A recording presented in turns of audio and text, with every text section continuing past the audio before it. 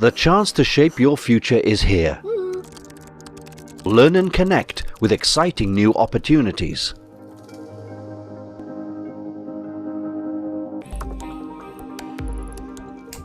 Are you ready for the next step?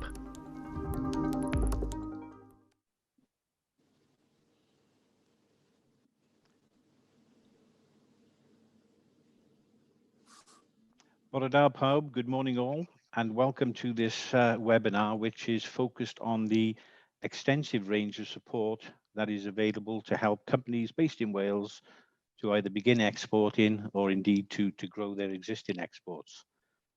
For those of you who don't already know me, I'm Tony Hicks, and I head up the Welsh Government's team of international trade advisors who are based in different locations across Wales.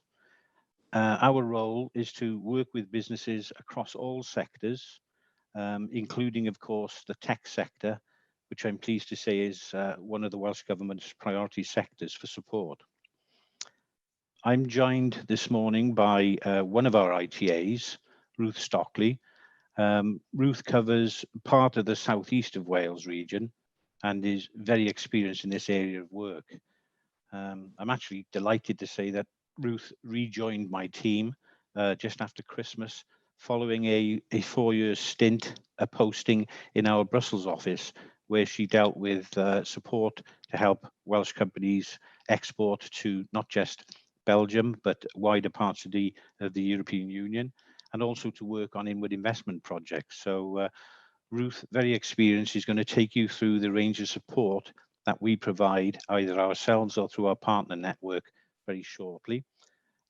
Ruth's house this morning has had a problem with its internet connection, so she's actually going to be joining us via the 4G network over the phone.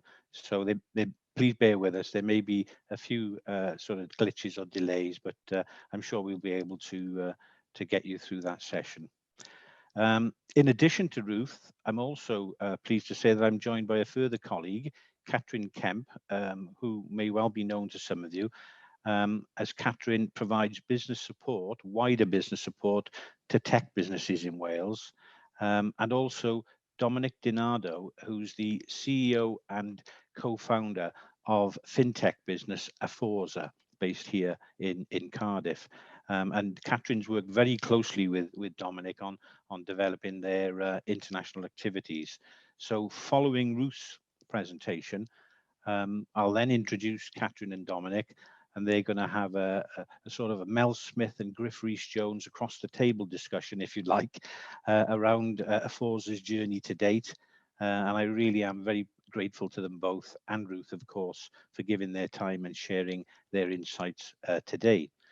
I should say that this webinar is the first of 3 export-focused sessions that we are hosting today.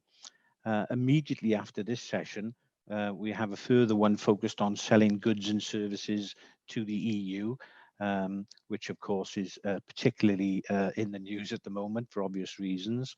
And then later this afternoon, we have a session on exporting and doing business in the Netherlands. So please feel free to join these sessions if they're of interest to you.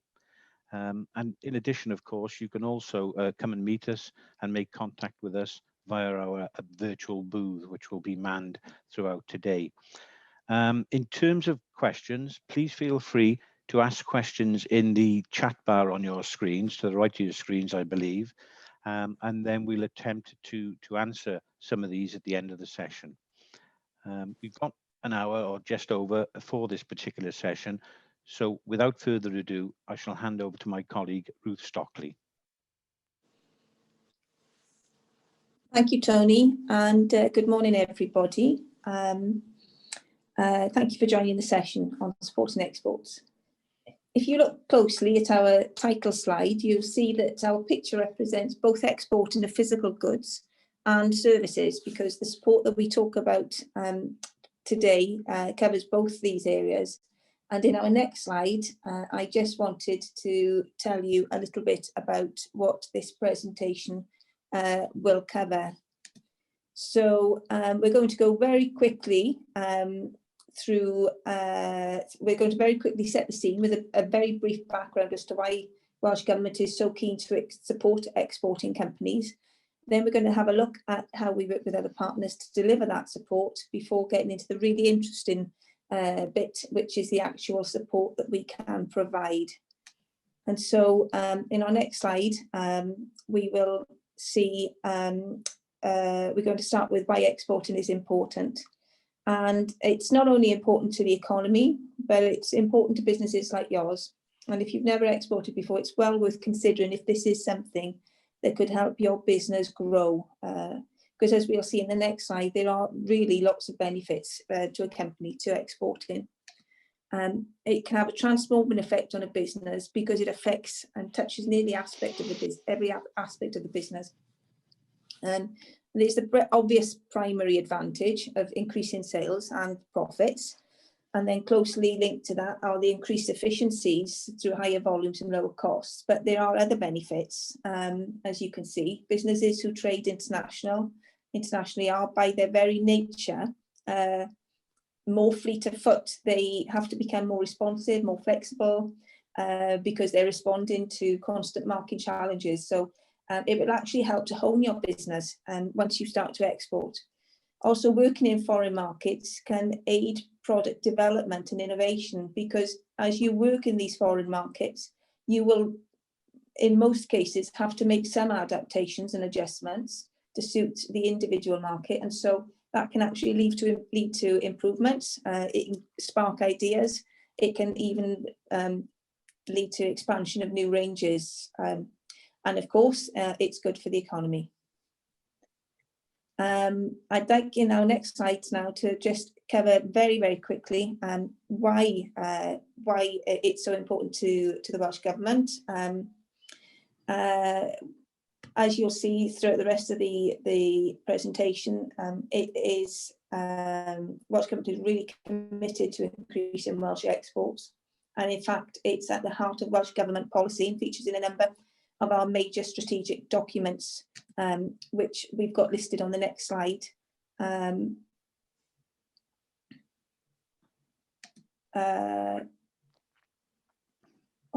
So we have the Wellbeing of Future Generations Act, which aims to improve the social, economic, environmental and cultural wellbeing of Wales. Exporting is also prioritised in the Prosperity for All Economic Action Plan and is a key component of our international strategy, which sets out our vision to create a strong and vibrant and sustaining exporting sector to help strengthen our economy. And most recently, the Export Action Plan, which was launched last December by our Minister for the Economy and Transport, is one of a family of plans that have actually come from the international strategy. And that identifies 6 priority sectors that Welsh Government is committed to working with to develop the exports in those sectors. And I'm pleased to say that the technology sector has been identified as one of those priorities for us. As we move on to the next section of our presentation, on our next slides, we're going to very quickly have a look at how we work with others.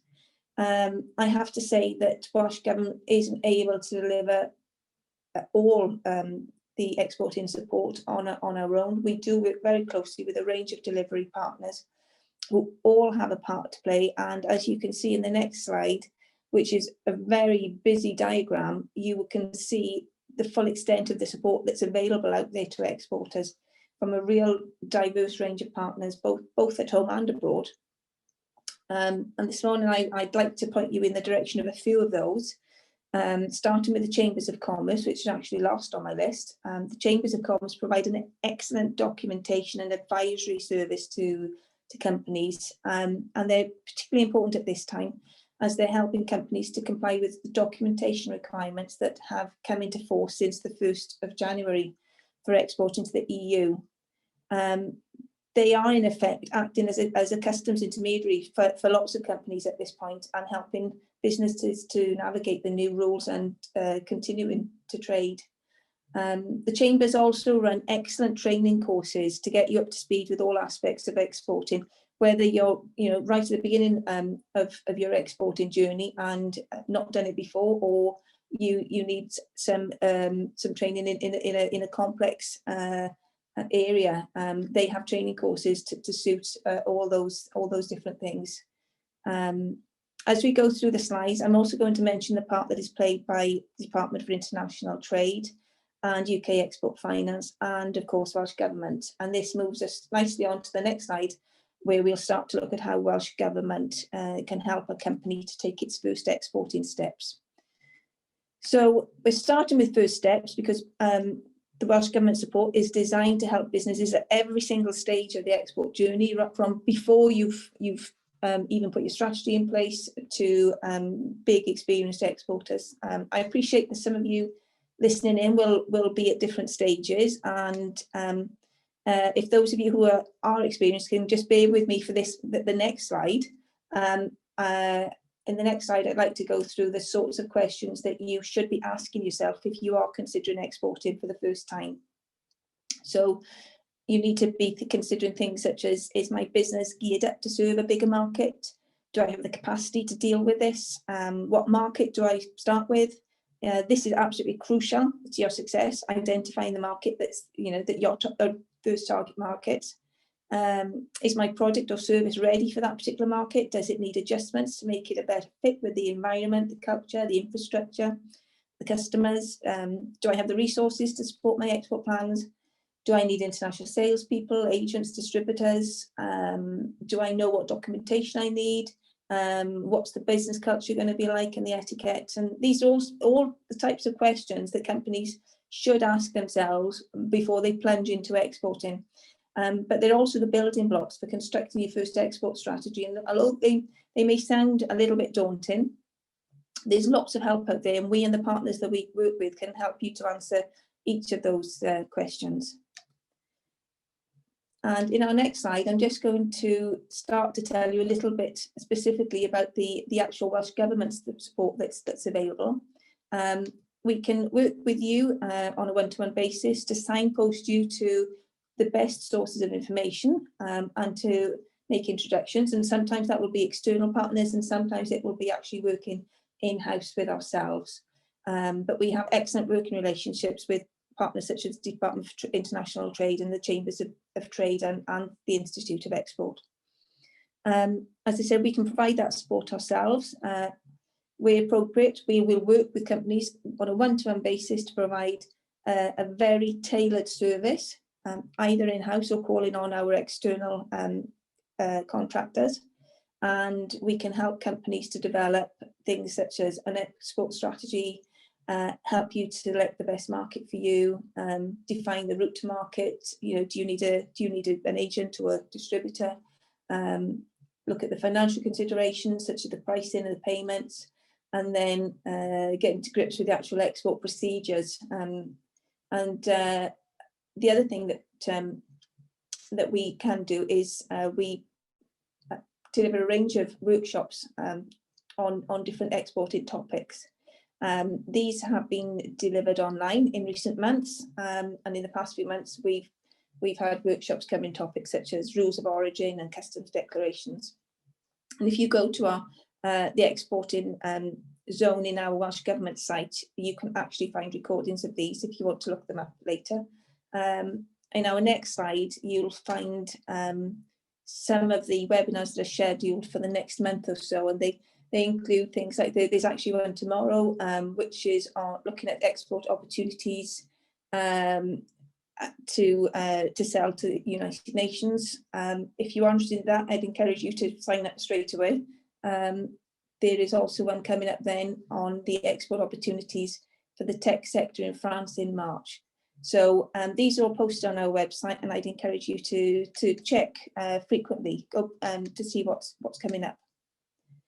We're now going to move on and look at how we connect companies with actual opportunities. So if we could have the next slide, please. Once you've done your research, you've got your product ready for the market, and you're confident that you have a strategy for exporting. The next stage of your exporting journey is to start to look for the actual opportunities in your chosen market. And again, we're here to help.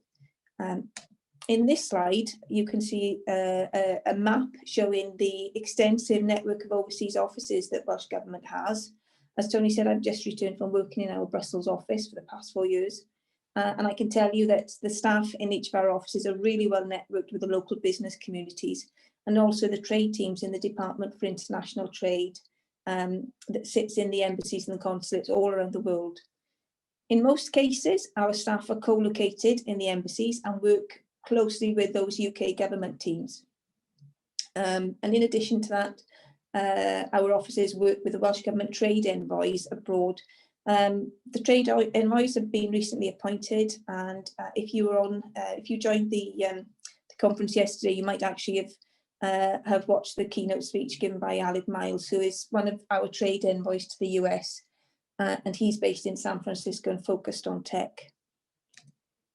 In the next slide, we can see that in addition to Welsh Government offices and the DIT offices, we also have access to teams of contracted experts who are actually in the market on the ground in most overseas markets. Together with these, we can provide businesses with really valuable information at the local level that would be pretty much difficult for you to obtain from sitting here in Wales. We use this network of in-market business developments to work with companies on one-to-one basis to advise on things such as local trading conditions, identifying potential customers, agents or distributors, actually contacting them and introducing the company, and they can set up meetings for you and have the opportunity where you then have the opportunity to really sell your products. I have to say that where we work with contracted experts abroad, companies may sometimes be asked to contribute to the cost of that assistance, but it is heavily subsidised. In our next slide, we have a look at the Department for International Trade support. As I've mentioned, they have a huge network of trade officers in the British embassies and consulates all around the world, and I'd say that they are actually our #1 partner internationally. Often they're sector focused and they're able to provide really helpful, relevant insights into the opportunities in their markets. And so, for an example, this afternoon, the tech team based in the British Embassy in The Hague will deliver a presentation on doing tech business in the Netherlands and some of the opportunities there. In addition to Welsh Government, they also can provide services to help companies identify and contact potential customers and agents and distributors. But I have to say, more often than not, there is a cost for this service. Also worth mentioning is the fact that the trade team will often work with custom companies to host product launches in market. And for this, they can use the ambassador's residence as the venue. It's not free, companies have to pay for this service, but the costs are really favourable when comparing with the cost of hiring a commercial venue. You don't pay for the actual hire of the venue, you just pay for the catering. And the real benefit is that you'll work with the DIT team to identify the guests, suitable guests to invite along to that launch. I've been to several of those, had the privilege of visiting several of the embassies around the world.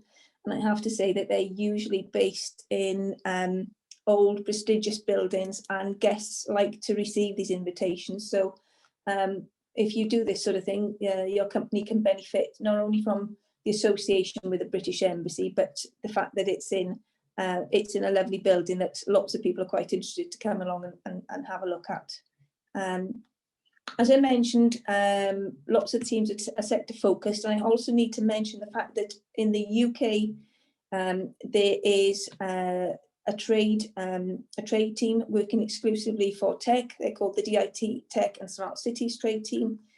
This team puts together focused trade events for the technology sector at home and abroad. And I would encourage you to sign up to their newsletter. You can just see that underneath the name Department for International Trade.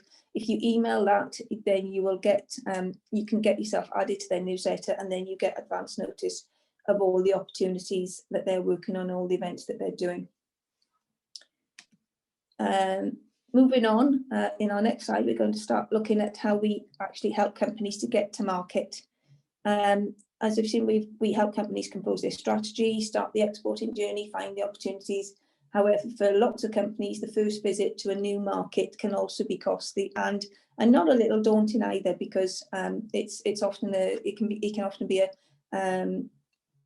culturally quite different, and the language is different. Often a different alphabet is used, so it's not an easy thing, and we appreciate that. In our next slide, we're going to find out how Welsh Government can actually help with this. So it's a very true saying that people do business with people, and even in the digital age, it's still true. And we recognise this. And so to give you the best possible chance of finding new business, you may need to visit the market to explore the opportunities yourself and to meet your potential customers and partners face to face. And I think this is particularly true in certain cultures, such as the Middle East, where establishing relationships are actually a key part of doing business. Welsh Government Organised Market Visits programme provides a really cost-effective and highly supportive way of helping you to get to a market. In normal times, when COVID-19 travel restrictions are in place and it is safe to travel, Welsh Government organises trade missions to a huge variety of destinations, and there are lots of benefits to travelling as part of a group. You'll get to meet other like-minded businesses, you may learn from them. There is subsidised travel. Welsh governments are organising the whole event, organising the travel, the hotels, the meetings. They'll accompany you. They'll be accompanying you throughout. So it's very easy, cost-effective, trouble-free, and leaves you to concentrate on the real purpose of being there, which is doing business. In addition to market visits, we also organise visits to international trade shows, which enable businesses to showcase their products and services. And we'd encourage companies such as yourselves to join us, either as exhibitors or as visitors, because the cost of doing so, coming with us, is much, much less than if you had to do it, if you were trying to take an exhibition space yourselves. And of course, we take all the hassle out of all the arrangements. So it's a lot easier. The photograph that you can see in front of you is actually of the Welsh Government trade stand at the last seafood export show in Belgium, and you can just about make out the lady in the centre, who is Alison Rose, Her Majesty's Ambassador to Belgium, and she was speaking at a reception which we hosted on our exhibition stand. As I said, we've temporarily suspended our physical market visits, but in our next slide you can see some of the virtual visits that we are doing at the moment. Our next slide shows that they are virtual visits to China, Canada, Malaysia, etc. In these, we are facilitating introductions between companies in Wales and potential partners and customers in those actual markets, and setting up meetings. This is our virtual market programme for the next 6 months. Companies that work with us on any of these will actually benefit from working with our overseas agents in that chosen market to identify whether they're looking for a client or to arrange online meetings. So again, I would encourage you to have a look at the virtual market visits that we've got coming up in the future. In our next slide, very quickly, I just wanted to show you the sorts of international visits and exhibitions that we have arranged in the past, and that we'll hopefully be arranging again when we're all able to fly. As you can see, there's a mix of some multi-sector market visits where companies from a diverse range of sectors are able to join, and those then that are sector focused, where we would be looking to build the mission around fintech or cyber or whatever. The sector focused events tend to be attached to an exhibition or trade show in market. Finally, now we're moving on to financing export.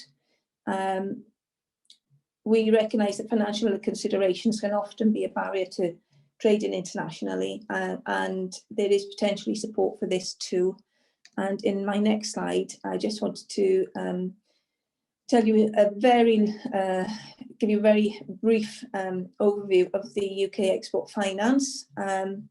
As an exporter, you may need finance to pay for resources, to fulfill an order, or to fill up the gap between delivering your goods or services and being paid for it. And this is where the UK government's UK Export Finance Department can potentially step in.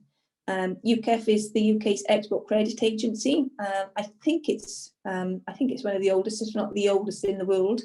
And its services can help businesses win contracts by providing attractive finance terms for your buyers. UKEF also supports working capital loans, so you can take on and fulfill orders, and it can help you to get paid by offering insurance against buyer defaults. So a very, very useful resource for you, you know, if you're struggling with any of these things.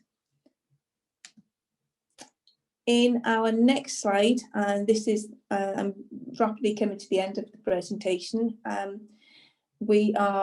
just wanted to talk a little bit about the online support that's available. There is a plethora of support available online. I've already mentioned Chambers of Commerce twice. I'm going to mention them again and tell you that they provide some fantastic online support, but I do believe that there's a membership fee and that is chargeable therefore. In addition to Chambers of Commerce, there's a lot of free online support, which we can see in the next slide. And Welsh Government provides a really comprehensive suite of aid online, which you'll find in the Welsh Government Export Zone on the Business Wales website. We have the Business Online Support Service, which gives advice, guidance and case studies on all aspects of exporting. But I would really like to draw your attention to the Export Hub and urge you to sign up to this fantastic exporting resource. It gives business in Wales free access to a huge range of exporting information at your fingertips. It ranges from details about the tariffs that you might expect to pay in different markets, commodity codes, etc. It really does give you a lot of detail.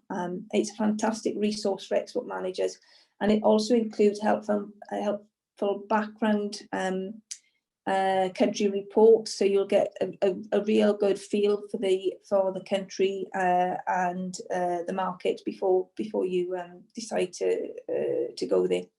I also wanted to mention DIT's Exporting is Great website. This presents live export opportunities to businesses across a range of media outlets and digital channels. Hundreds of these export opportunities are hosted on this platform, and there are new ones coming online every week. You can create your own profile on great.gov.uk so that international buyers are aware of you. And again, I'd encourage you to do that. It's free. Why wouldn't you do it? Creating a profile can be done at www.great.gov.uk. Find a buyer. It's there on the slides. I believe the slides are going to be available later. And so, in summary, to finish, I just wanted to say that exporting is good for businesses. Hopefully, you've seen that. And moving on to the next slide, it's good for businesses, it's good for the economy, and that is why it's at the heart of Welsh Government economic development policies. And as you've seen, we're backing that with really sound practical advice and support to help businesses at every stage of their export journey. So if we've encouraged you to think about starting to export or to export further afield, please get in touch to see how we can help your business grow. Thank you very much.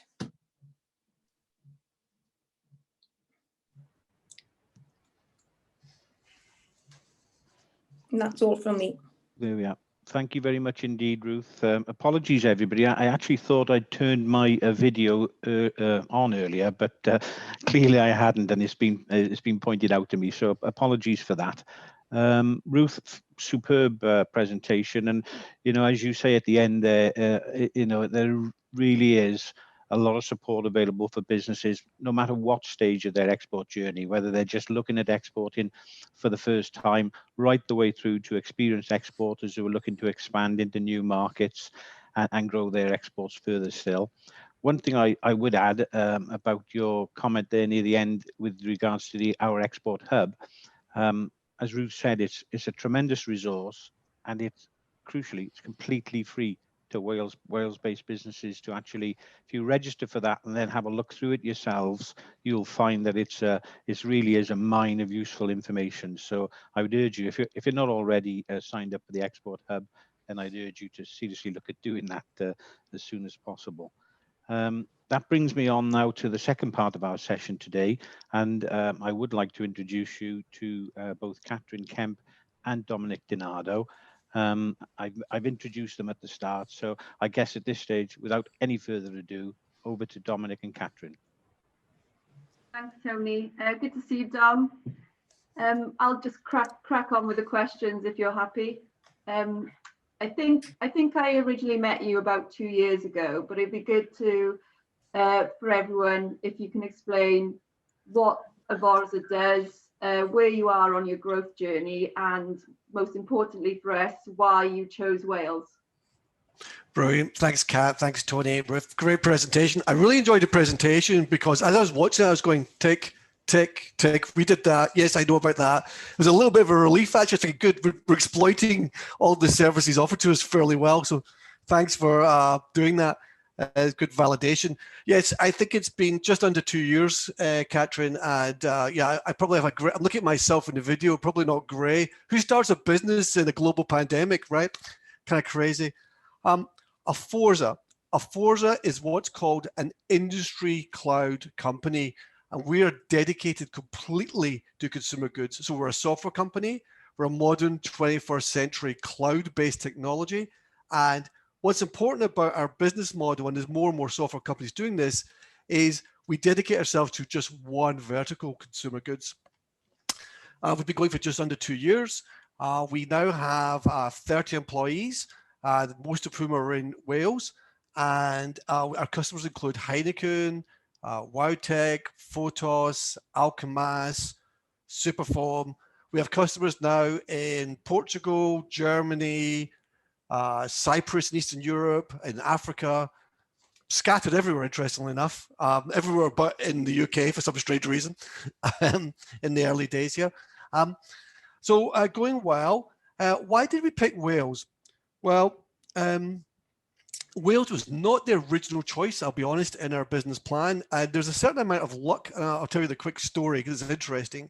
One of my co-founders, Nicholas Eales, who's our Chief Product Officer, actually had his childhood, his school years and university years were in Cardiff. And as we were starting the company, and we had a lot of investment from actually American venture capitalists, we got a lot of advice and feedback about where to locate our research and development and support functions. And most of our original business plans were actually about Eastern Europe. And we also looked actually also at the United States, I'll be honest, where there were some states where development could be supported by the government there. But it's kind of like a bit of a chance event. Nicholas got engaged and to his childhood sweetheart, who's also Welsh. And he said, it was kind of a chance conversation. He said, you know what, Dominic, not right away, but one day we're going to get married, raise a family. We'd like to go back to Cardiff to do that. And I just said to him, before we go hiring people in Eastern Europe or anywhere else, can we do this in Wales? Like if you're there, is it actually possible, viable? And from that simple thread of chance conversation, it kind of like we started exploring it and taking it more seriously and evaluating it in a more methodical manner. And, you know, as you can tell, I'm not Welsh, I'm Scottish, but I live in London. But we started exploring, I started to learn more about the ecosystem. And the first thing we discovered was an incredible pool of talent. And, you know, I spent most of my career working inside the M25, and it was a bit like a revelation to me. I feel embarrassed and ashamed that somebody who was raised in Glasgow couldn't find talent outside London previously. It was just crazy. But we started to explore it. We explored Nick's alumni from Cardiff University. We started finding really good people. And I mean, it came down to this really in the end. We were like, if we do this in Wales, we can find people who speak English as a first language. It's like, very good. There's a lot less complexity around international entities, around financial structures and so forth. But then a pivotal thing happened actually when we met you, Catherine, because, I mean, whilst we made these early steps, we didn't really go all in to start with. We were still actually thinking about our investment cycles. And that's kind of, I guess, when we met, which was maybe, I guess, like 2019 maybe or something, yeah. And then I'll be honest with you, and I'll also say this. When we first met, we were exploring actually how the Welsh Government might be able to help Aforza. I wouldn't, cynical is the wrong word, but I just had never done it before my 20 years career in software. I just didn't think the government helps companies like us. I didn't think that it could be done. And actually, it was a bit of a revelation, to be honest, actually, when you started to explain to me all the different things we could do. Good. I'm glad you came anyway. I think one thing that was pretty clear from our initial meetings were even at kind of inception stage, you had global aspirations. You were almost born a global business, and you mentioned some of the markets that you're already trading in. At what stage did you proactively start to target markets more strategically? Well, to start off with, you're absolutely correct, Catherine. Our ambitions were always global. We were never building a local parochial company. And very often inside the company, I would say, look, we're proud to be Wales. We're proud to be British. Actually, we're proud to be a global company. Our customers are everywhere around the world. And when you look at things from a vertical perspective, meaning focused on one industry, you think carefully about where are they. So, for example, Coca-Cola is in Atlanta, right? That's kind of important. Or Unilever is in London. Or you find that companies like Kimberly-Clark locate their expertise in Brazil for retail execution. That's something that we do. So one of the things that's really, really important is that we need to map our company as it grows to where the customers are. I mean, kind of obvious, I suppose. And in that sense, none of these companies think in terms of, they have local requirements and local challenges that they want to know you can solve, but they try to apply, efficient global solutions as much as they can as well. So we have to align with that, basically. That's kind of a fundamental thing. So we always knew we'd be expanding or operating internationally in due course. For us, it was always going to be opportunistically driven by time. But this is where some of the complexity that we had to face early on was actually helped by our interactions with government. So, and you must keep me correct here, Catherine, on the exact terminology of the schemes we were using, but we got help and advice from consultants. And I think actually in the presentation earlier, Ruth was mentioning about some of the things you can do to get consultancy help. But we started to examine, for example, where is our target addressable market? We kind of knew where they are, but try to quantify it, how to understand the volumes of software users we might be able to address. You had through your is it European Futures Fund? I forget the name of it. You must keep me correct. What the right terminology is. Through your support arms and consultancy that you could help us with, we were able to actually have third parties conduct exercises on our behalf to analyze it. Did I get the name right, Catherine? Sorry, that was my fault. I gave you the wrong name. It's the International Trade Development. International Trade Development, yeah. The International Trade Development, and we did one exercise to try and ascertain a target addressable market in volumes. And then we did a second exercise about a particular market, Brazil, because we knew that if we had to form an entity in Brazil, how would that be done? What taxes could we expect? How should that be constructed? It's something that I hadn't done before, my colleagues. And so when we have these functions, like, we as a young company with 30 people, guess what? We don't have the Brazilian expansion expert hired on the books. We don't, excuse my colloquialisms, we don't have the Scoobies on how to do that, right? But when we can actually access people who actually do know all about it and can give us like executive summaries and like explain it to us and give us the options, incredibly valuable, actually. Time saving. It's kind of like jump here. Someone helps you just jump to the answer because they've done the research. Really, really valuable. And then you touched on the European Futures Fund, which is something we're also leveraging, which is great. This thing, that you guys helped us with, this helped secure our job creation in Cardiff and in Wales, because we were thinking about, candidly, as much as I'm a patriot for doing things in the country, as a business leader, I also have to think about, hey, where should we invest all these millions of dollars? And the support and coming from the Welsh Government to actually allow us to back up hiring in Cardiff is tremendous.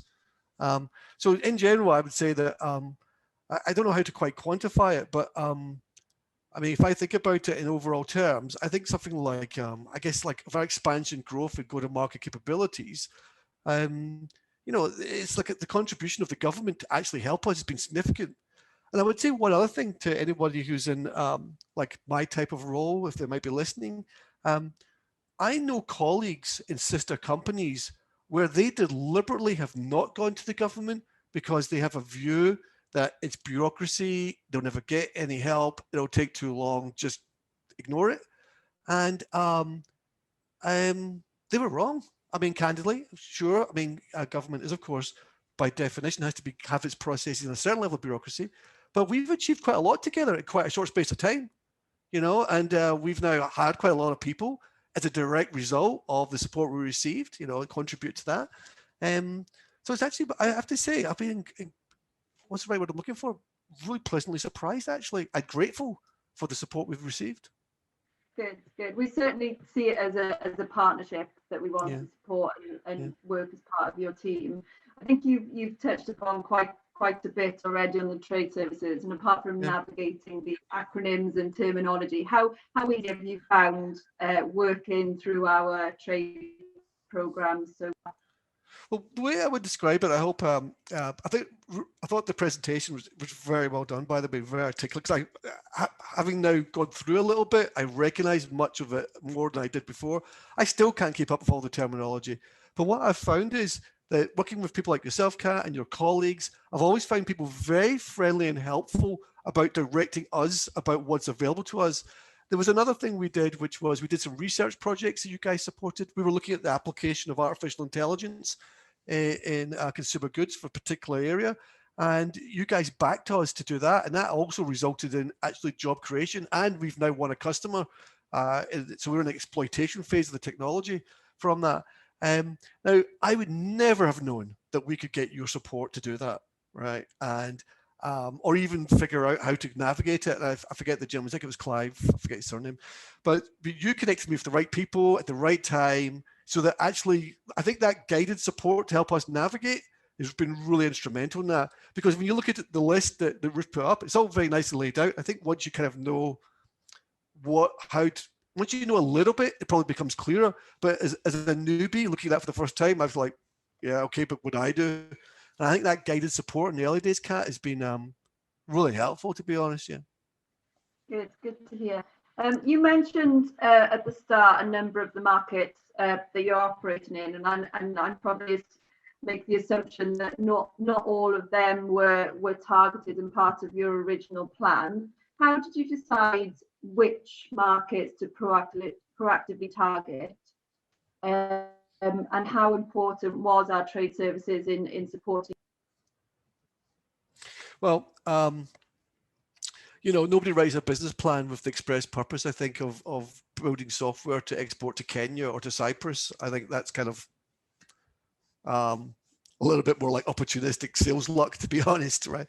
But having done so, I would just say that having a young company and writing software that you then sell and implement and make a customer successful in a remote market during a pandemic, it's a non-trivial exercise, because it's not like we could go visit any of these people. We have to do it all like this, right? Like over a Zoom link and this kind of technology. So to that, in the truth, part of the answer to your question is that's just organic marketing and sales activities. Now, when we did something that's more, let's just say, strategic, like for example, we're considering the United States or Brazil, but how to enter those markets. Actually, we've liaised with government a fair bit, particularly on Brazil, which we knew was going to be complex.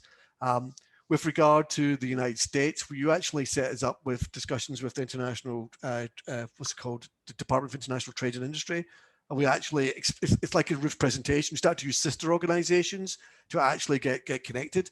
And it's kind of funny because of my own background, I actually started, whilst I was networking and getting to know different people and offices we might want to use in the United States.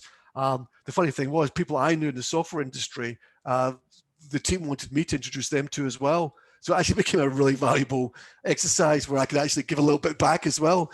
A couple of introductions of people I happen to know who were British expats who had done very well in the industry that they were interested in connecting with.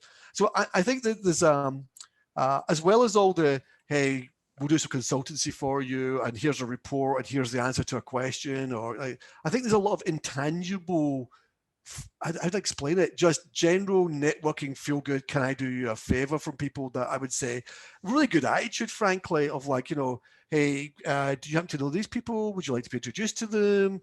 Did you know that you could use the embassy if you wanted to do an event or something? And I think Ruth said it very nicely, like a lot of these buildings, for example, are very grand and very prestigious. And the idea of like using that as part of, you know, your event, it could be a really nice effect. So in fact, I think, Kat, you helped me in the early days. We did one of our board meetings in a Welsh Government office, I think at some point in the early days.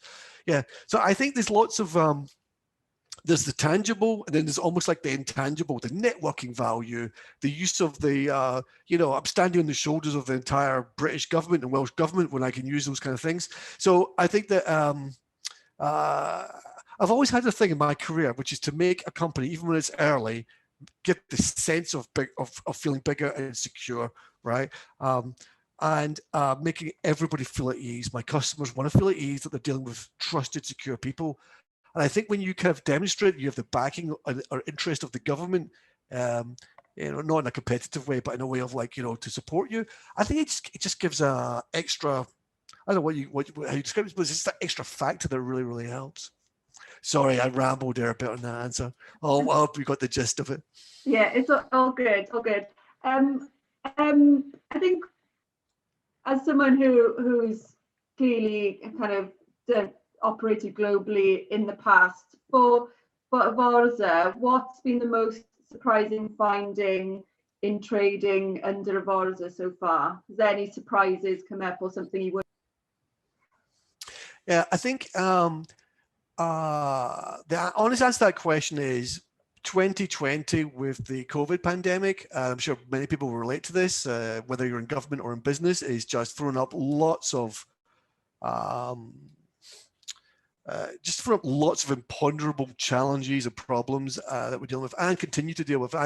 I was thinking to myself only today, I was worried about my employees and just the general morale. And well, my employees are very passionate, and I have to say, I've always had a little bit of a gift, if I may say so, for building strong teams in my career. And I actually really genuinely like my employees. They're a fantastic, passionate team. But even I can see that, you know, the prolonged situations that we all live under is having it's a grind, right? It's dragging everyone down. I sense it, but I also sense that a lot of customers in 2020 delayed decisions. We made a strategic decision in about summertime to switch focus from very large companies to very small, agile companies that were still making decisions, still actually doing business, and that paid off, actually, to be honest. We're seeing now in the start of 2021, some of the larger companies are coming back to actually wanting to progress projects. And I'm having this weird effect now, which is, yes, we know the pandemic is going to continue. Yes, we know it's going to be months before things get back to normal. So we've decided to do the project now before we get back to normal. And so I'm trying to seize the opportunity. Doesn't mean anything's in the bag or business is suddenly getting better, but we're trying to find those people who've said, you know what, we're going to do it now. We're going to actually make the investment and get ourselves ready. So all those things, I'll be honest, Kat, I don't think government or business, I don't think there'll be great stories of people who did clever things during the pandemic, but I think the general thing is that it's caught all of us by surprise in a way that we're dealing with things we've never dealt with before. It's probably a theme you probably hear, I'm sure, many sessions for the course of the whole event. Yeah. Well, thanks. You mentioned earlier about at the start you received investment from the US. I was wondering if you wanted to add anything on that, as well as you know, mention what's next order and the future investments in Wales. Yes, thanks.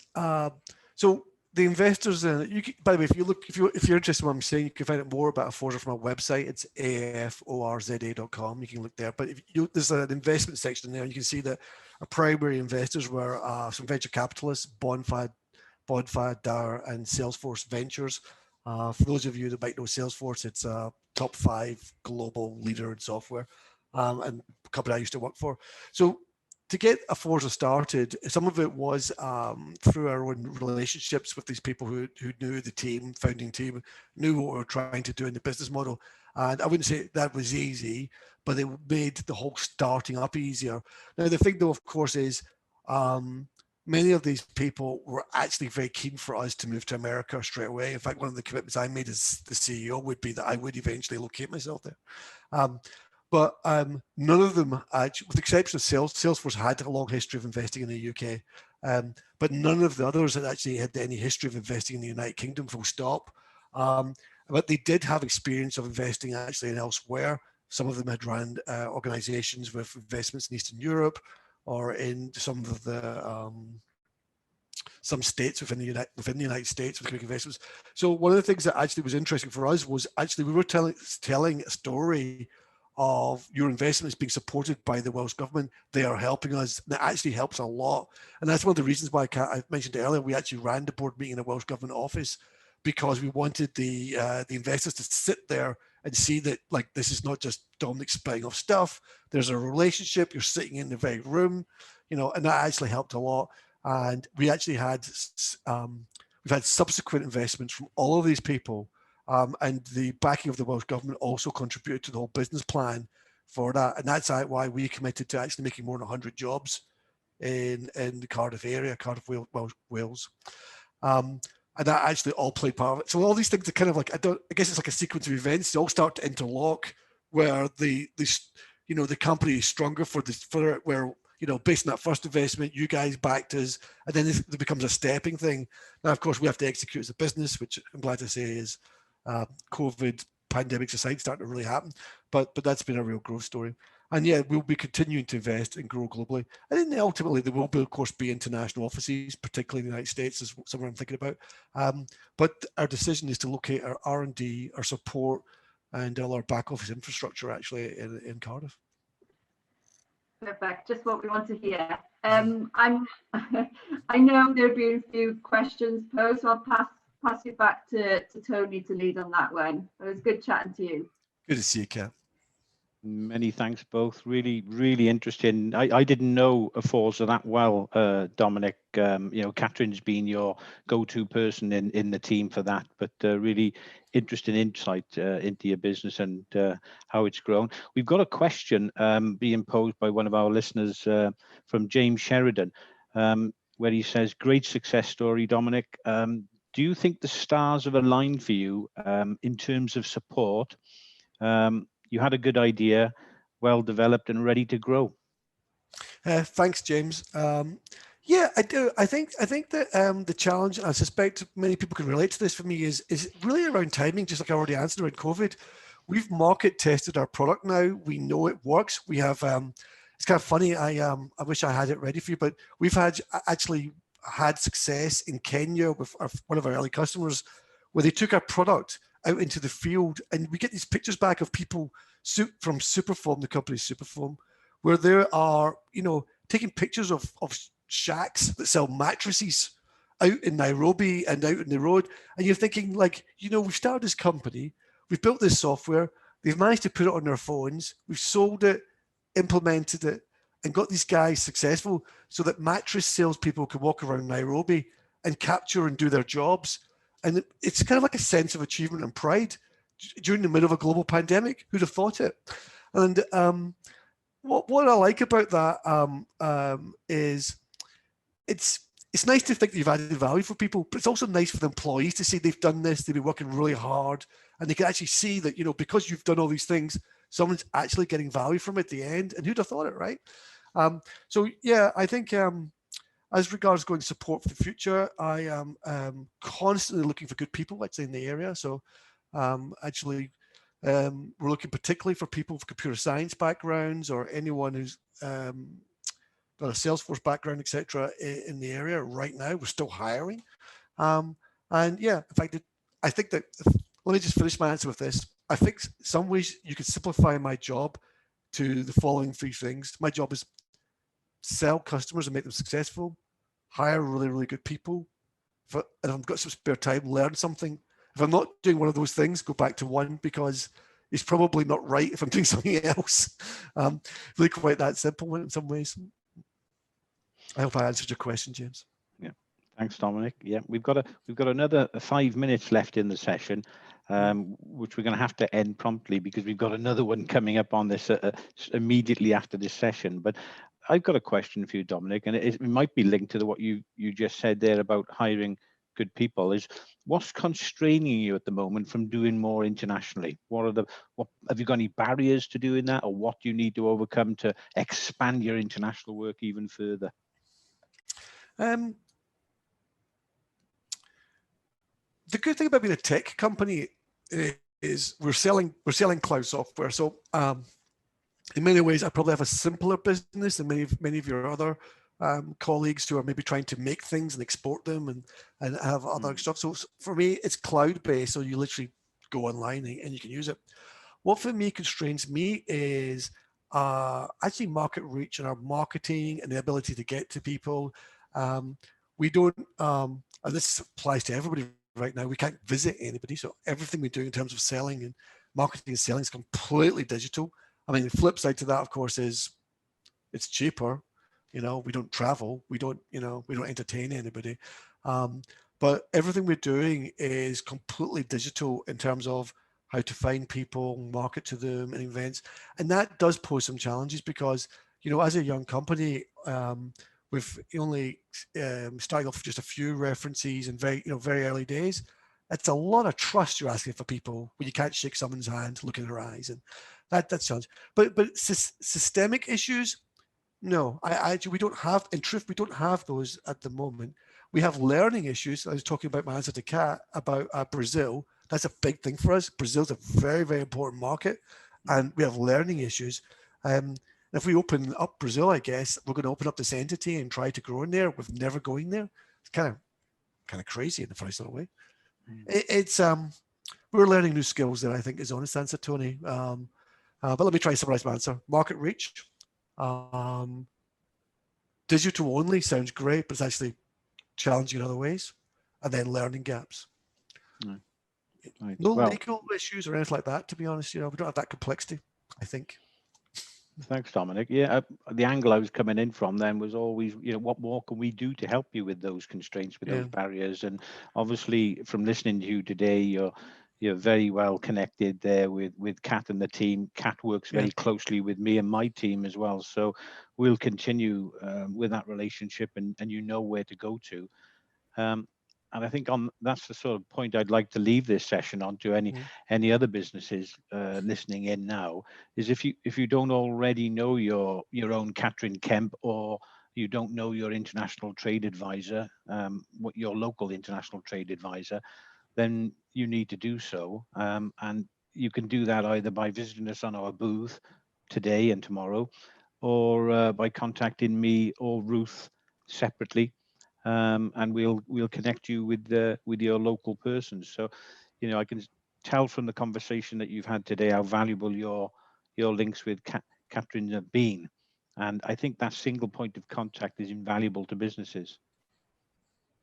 It's absolutely a big, huge thank you, by the way, for the investment of her time, because without Catherine doing all that stuff, we'd have never navigated this properly or understood what we could.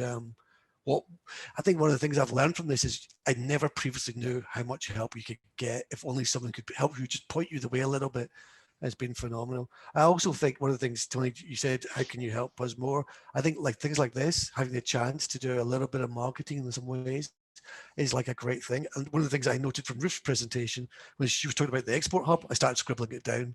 I was thinking like I hadn't known about that one before. I'm not sure how we can exploit it, but it's something we will definitely look at afterwards. So I've learned something too.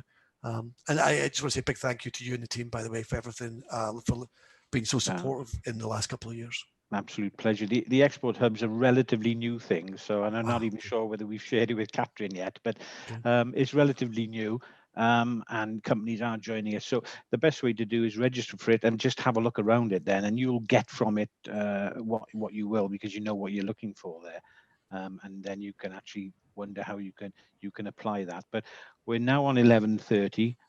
All that remains for me is to thank you, Dominic, Catherine, and Ruth, for your time and brilliant presentations today, and your honesty and your insight. Really grateful for that. And that brings this session to a close. Thank you all. Thanks. Take care, guys. Bye Take bye. care. Thank you. Thank you, everybody. Bye.